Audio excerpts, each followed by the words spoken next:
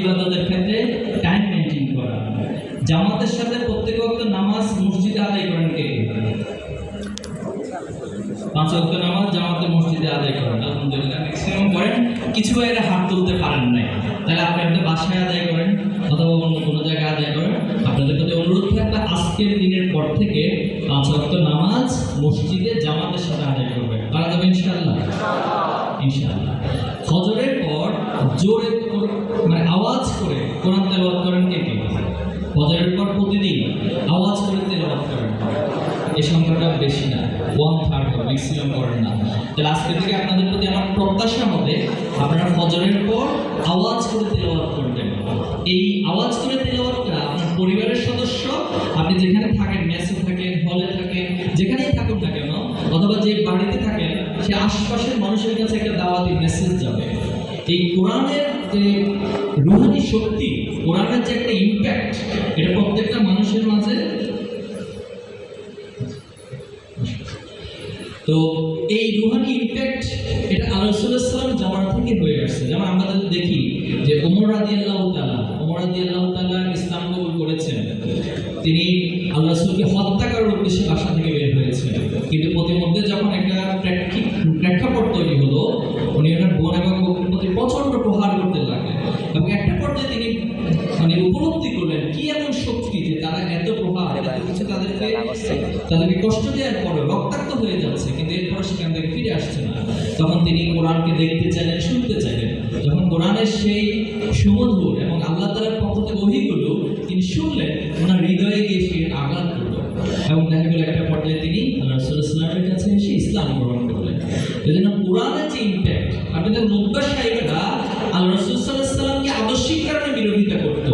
আল্লাহ রাসূলুল্লাহ সাল্লাল্লাহু আলাইহি ওয়াসাল্লামের সাথে একটা শত্রুতাপূর্ণ পরিবেশ তৈরি করেছিল, তারা সম্পর্ক তৈরি করেছে, কিন্তু তারাও কোরআনের যে সুমধুর ধ্বনি সেটা শোনার জন্য রাতের বেলা আল্লাহ রাসূলুল্লাহ সাল্লাল্লাহু আলাইহি ওয়াসাল্লামের বাড়ির পাশে গিয়ে অবস্থান করত।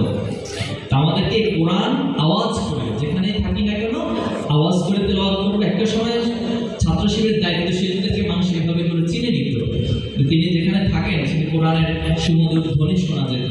ফজরের সময় তিনি যখন নামাজ পড়তে যেতেন, তিনি চারপাশের মানুষগুলোকে ডেকে, ছাত্রদেরকে ডেকে মসজিদে নিয়ে যেতেন। এই সিম্পটমগুলো দিয়ে ছাত্র শিবিরের দায়িত্বশীলদেরকে চেনা যেত। আমি আশা করব এখন যে পরিবেশ বিরাজ করছে, আমরা এই প্র্যাকটিসগুলো আবার বাড়াবো ইনশাআল্লাহ। পারবো তো ইনশাআল্লাহ? দাওয়াতি কাজ নিয়মিত করেন?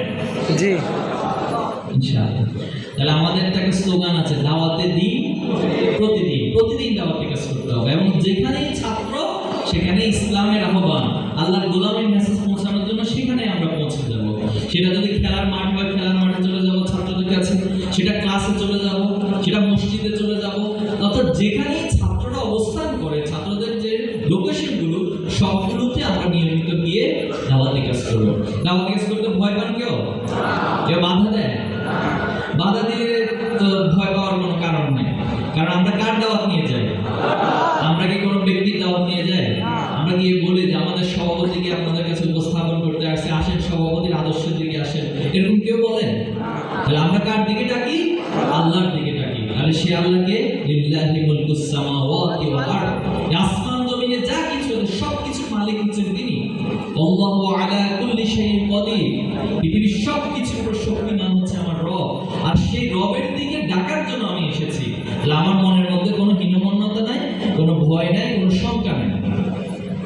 প্রত্যেক নবী আলাইহিস সালামের জন্য কাজের বিভিন্ন প্যাটার্ন ছিল, ভিন্নতা ছিল, কিন্তু এই দাওয়াতি কাজটা সকল নবী আলাইহিস সালামের জন্য কমনলি ছিল।